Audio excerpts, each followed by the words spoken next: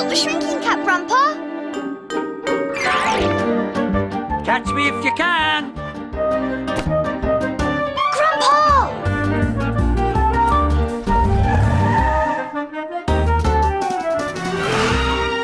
No! Be careful!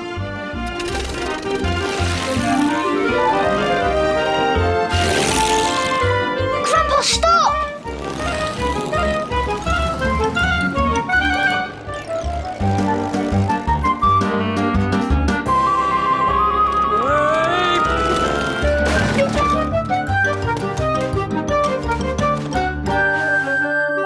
Grandpa, in my pocket! Oh, it's a hot day for tea. Shouldn't they be having juice? My friend Dora had come to play, and when Dora comes, we have to play with Jemima's old dolls. Look! We've even got a chef. Ah, Pedro Perfecto. You are, Pedro, a jammy jumbly biscuit for your customers. We were all having fun, but guess who'd come to look after us? Oh, I have never been so hot in all my life. Great Aunt Loretta, Grandpa's sister. Green gloop, that's what I need. Green gloop is spinach and sprout shake. It's just one of the revolting things she makes. Oh, yum. Right, now come on, got to clear all this lot away. What? Why? We are expecting a visitor. Who? Mrs. McWhisket, that's who. The Mrs. McWhisket? From Mrs. McWhisket Cooks for the Country? The very one, Grandpa. Mrs. McWhisket has a TV cooking show. I met her in Miss Smiley's cafe. She is in Sunnysands gathering exciting new recipes. I said to her, if you are gathering exciting new recipes, you have come to the right place. I am going to make her the tea of her life. Jammy jumbly biscuit? Oh, I'm planning a whole lot more than a jammy jumbly biscuit, Grandpa. A whole lot more. Oh yes, today there would be more than a biscuit for Mrs. McWhisket. Mrs. McWhisket does a TV show called Mrs. McWhisket Cooks for the Country. She is great at stirring and whisking and mashing. And she makes really extraordinary food, like the Jelly Mountain, and the Vegetable Volcano, and the Field of Fruit. Ah, field of fruit. That's my favourite Mrs. McWhisket recipe. We'd set up the dolls' tea party again, but we weren't going to have much time to play. Jason! Dora! Coming! In fact, Jason, if Aunt Loretta is going to try and make some of her revolting food for Mrs. McWhisket, I think we ought to try and stop her. And to do that, I need to be small. Not the shrinking cap, Grandpa! Catch me if you can! Now, as you know, when Grandpa's small, he can run so fast I can't catch him. He can fly off in my toy plane. He can whiz about in my toy car. I had no idea where he'd got to or what he was planning. Jason! I had to go and help Great Aunt Loretta to make Mrs. McWhisket's tea. Trust Grandpa to have gone for a little lie down. Ah! Right now then, have we got everything ready for sardines and bananas on toast, cauliflower cake with cockles and jam, seaweed jelly and mustard, and lobster and lettuce ice cream. Ooh. Great Aunt Loretta was making her weirdest tea ever. Out of the corner of my eye, I saw Grandpa running in. And guess what? He was dressed as Pedro Perfecto. He jumped onto the dresser and then told me to get everyone out in the garden. A bit of seaweed in the jelly. Great Aunt Loretta, why don't we pick some tomatoes from the garden? I think they'd go really well with the, Lobster and lettuce ice cream? Ooh, you're really catching on, you two. Ooh, go on then, out you go. So we went into the garden and Great Aunt Loretta went to the dresser. Oh, I thought I told them to put all the dolls in the other room. Oh, I don't like the looks of you. Shifty looking you are. So Great Aunt Loretta thought Grandpa was a doll. And Mrs. McWhisket won't like dogs in the kitchen, so you watch out. Meanwhile, Grandpa had jumped off the dresser and was now on the kitchen table. He started to knock things off. First the sardine tins, then the banana, then the mustard jar, then the cockles, then the jam, then the lobster, then the lettuce, and finally the open tub of ice cream. The temptation of ice cream was too much for Wolfie. Well, after all, it was a very hot day. The second part of Grandpa's plan was to hide everything. But then he heard the doorbell. And then he heard this. Ah, what's going on in here? Oh, oh, you, that dog. That dog, it's been all over this table. Oh, I feel all hot and peculiar. Oh, but I can get a bowl out there for the tomato. Grandpa quickly hid behind the toaster. Oh, come on, hurry up. Any minute, Mrs. McWhisket will be here. Mrs. McWhisket here. Oh, I rang the bell and didn't get an answer, so I came round the back. Oh, afraid the tea's not quite ready yet. Tea's not quite ready, you say? My dear, the tea is all over the floor, and there's a wee scraggy-looking dog eating ice cream out of the tub. How perfectly horrible. Shoo, you! Shoo, this is no place for dogs. I was just going to mash some tomatoes for the tomato sauce. I'll do the To go with ice mashing. cream. Oh. I'm not just a great whisker. I'm a great masher, too. Ah! Oh, you squirted me. Oh, I don't want to be squirted. Here, I'll do the mashing. Oh. And Great Aunt Loretta chased her around the table. Come on, give it to me. I'll do it. Oh, a lobster just tripped me up. Oh, out of the kitchen, you two. This is no place for wee children. This is a health hazard.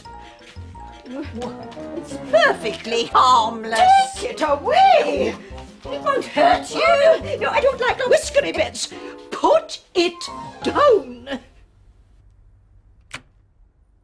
Thank you, Loretta. Oh, I'm sorry. I'm so hot. Is it always this hot in Sunnysands? No, it's an especially hot day. What you need is a glass of green gloop. Nothing like a glass of green gloop to cool you. So that's how you cool down in Sunnysands, is it?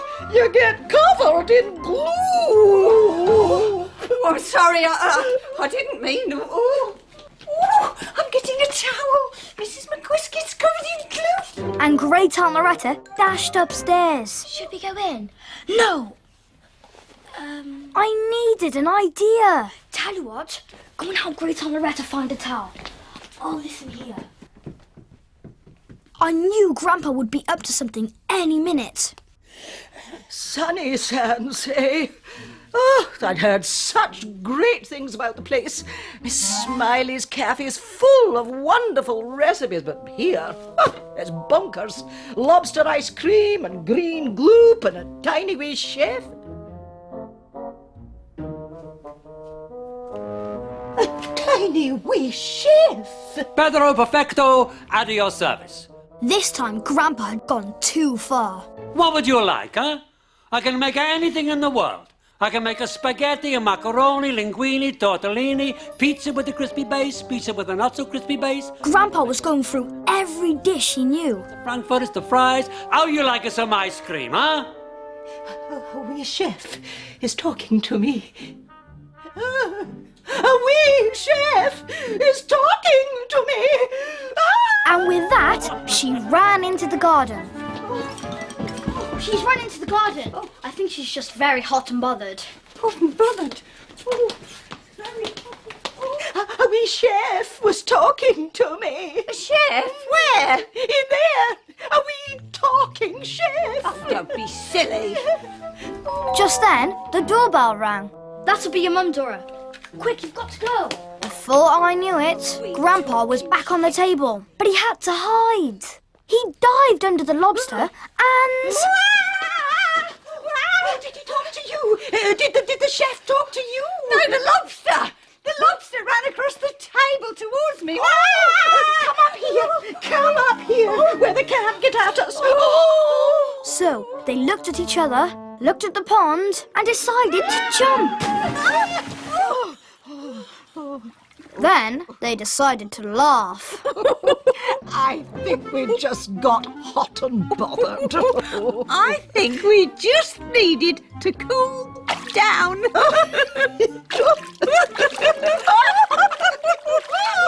Great Aunt Loretta! Catch! I left them playing in the pond, and I ran inside to find Grandpa. I've put Pedro's clothes back on him, Jason. Well done, Grandpa.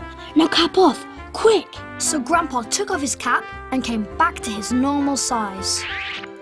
Oh, well, Jason, we stopped Aunt Loretta from making her weird food for Mrs. McWhisket. Yes, Grandpa. And I think they're going to be friends for life now. Teamwork, eh? Teamwork.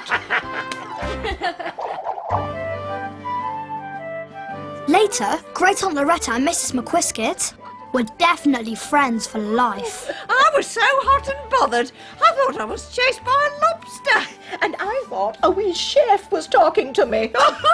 What would you like? I can do a spaghetti, macaroni, linguine, jammy jomly. Do you know something? He sounded just like that, the wee chef.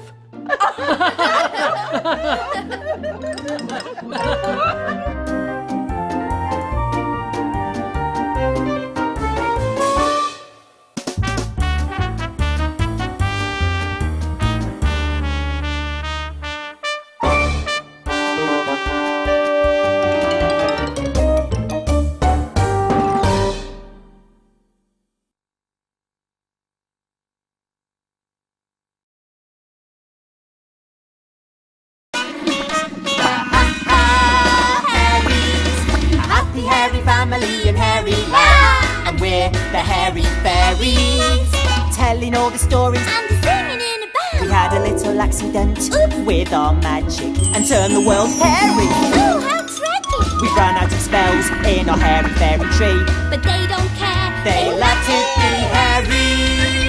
Ha ha Hairies, finding all the laughter in Hairy Land. Ma, Pa, And Minnie. and don't forget there's Nana. And Chihua Ha Ha, the hairy cat. But up on the hill in Chateau Shampoo, there's Boris Boo-Hoo. And Boise too. Boris is trouble, you wait and see. But they don't care, they love to be hairy. Hairies. I tell you what, Wiggy, that ride has made me really hungry. Every ride makes me hungry. Oh, hello. Oh, hi. What shall we have for tea? I don't know. Hairy berry cake. Or maybe hairy pear cake. No, I know. Hairy hedge nut cake. Hey, that reminds me. It reminds me too. Oh, there was a cake day in Hairyland. Oh, you've got to hear this one. One day we were flying around Hairyland looking for adventure. Picky papa, picky papa, picky papa, me round Hairyland, round Hairyland. I am quick And I am Wiggy with a hairy fairy band. We reached the Ha Ha Hairies garden just as Ma arrived home in the Fluffer Poop. We landed in the bumblebee. Watch out! Pa and Minnie were very excited to see Ma back. And so was Chihua Ha Ha. Ma was excited too. She had a plan to make everyone happy. Well, you know what Ma's like. Ha ha. She's got a heart of gold. A ha ha heart of gold. A ha ha heart of gold. She's always having fun There's fun for everyone. under the hairy sun. She's got a heart of gold. Ma's got a heart of gold. A ha ha ha ha ha ha ha heart of gold. yes, Ma had brought all the things you need for a special treat. Woohoo! Because today was the day to bake a Ha Ha Hairy cake. Up on the hill at Chateau Shampoo, someone was watching. Can you guess who? Boris, boo-hoo, what's he gonna do? Boris saw Ma getting ready to make the Ha Ha Hairy cake. He wanted cake too. Hairy apple cake. So he rang the Boise bell. And Boise came running. Boris told Boise to go to the hairy apple orchard and pick some hairy apples. And to come back straight away.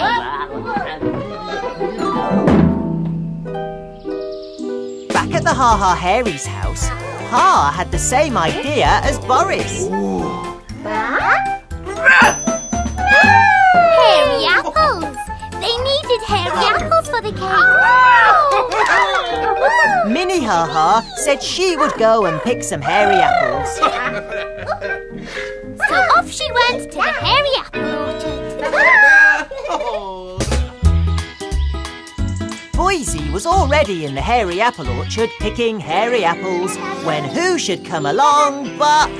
Minnie Ha Ha. Boise did what he always does when he sees Minnie.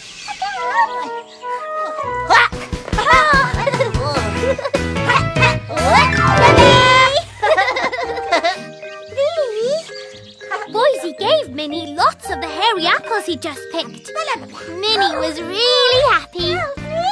She invited him to join the cake making, and off they went. Boris had been watching through the hairy stairy, and he was furious. If he couldn't make a cake, he'd just have to get cake another way. So what he needed was a plan. Boris needs a plan, he needs a plan as quick as he can. He needs to plan a big surprise. He needs to plan his destiny. What'll it be? What'll it be?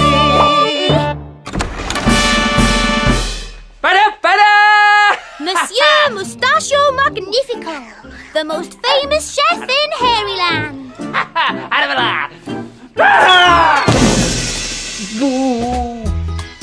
Back at the Ha Ha Hairies' house, Ma was sifting flour. and Pa was weighing hairy berries. But just then, There was a knock at the door.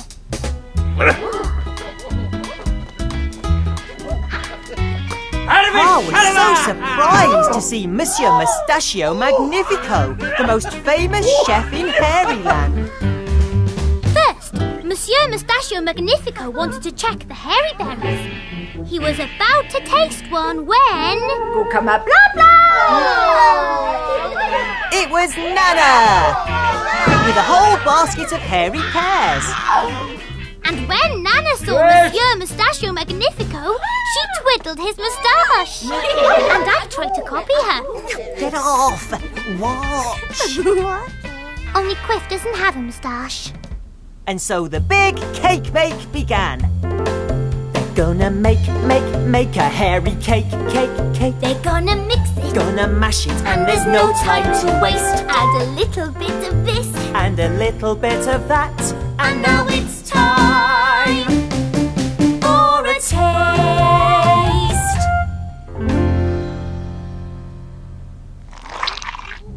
Monsieur Moustachio Magnifico tasted the cake mixture. Ooh. And again, and again, and again. And the Ha Ha Hairies were waiting to see if he liked it. And they saw he'd eaten the whole lot. He said it needed more hairy hedge nuts and hairy berries. So they started all over again. Gonna make a hairy cake. They're gonna mix it. Gonna mash it, and there's no time to waste. Add a little bit of this. And a little bit of that. And now it's time for a taste.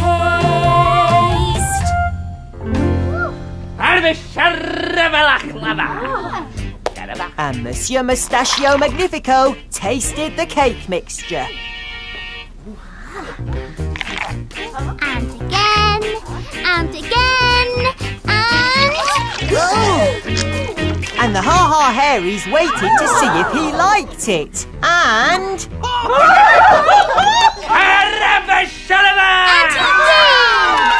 So they started all over again. They're gonna make a hairy cake. They're gonna mix it, Gonna mash it, gonna put it in the tin. Add a little more of this, and a little more of that. so open up the oven and put that Ha Ha Hairy cake in. But Monsieur Moustachio Magnifico had eaten so much cake mixture, he needed to go outside. He was feeling very, very sick. And Chihua Ha Ha knew that it wasn't Monsieur Moustachio Magnifico. It was Boris. Back in the house, the cake was ready to decorate. It was time to put the Ha Ha into the hairy cake. Baby? Yeah, time to make it funny.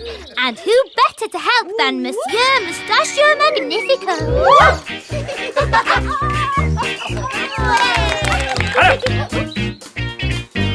So Monsieur Moustachio Magnifico put hairy pears round the cake. But Pa made it funnier by using them as ears.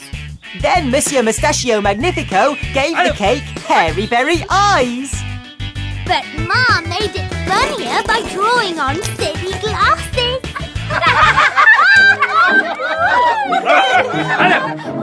Then Monsieur Moustachio Magnifico used the carrot as a mouth. But Nana made it funnier by using it as a nose. And at last the cake was done. And it was hilarious. It was time to eat it. The others went inside to get plates and spoons. Now was Boris's chance to get that cake. He couldn't resist the carrot nose. But just then, Chihua did this. Oh, nits! Can you guess what had happened? Monsieur Moustachio Magnifico had left his Moustachio Magnifico on the cake. Now everyone would see it was Boris. So off he ran as fast as his skinny malinky legs would carry him. All thanks to Chihua Ha Ha. The Ha Ha Hairies came back outside. They were sad Monsieur Moustachio Magnifico had gone. And then they saw it. Good old Monsieur Moustachio Magnifico. What a great chef. The Ha Ha Hairy cake wasn't just hairy. It was the funniest cake they've ever made. Back at Chateau Shampoo, Boris, covered in cake, was not happy. But then that kind of serves him right for being so greedy. Boo! We've been so busy telling this story, we haven't made our cake. You're right! Quick, come on, hairy berry cake, right? Right. Actually, didn't we say hairy pear cake? Hairy hedgenut, that was it. What about hairy pear and hairy hedgenut? Or even hairy pear, hairy berry and hairy hedgenut. Or hairy apple?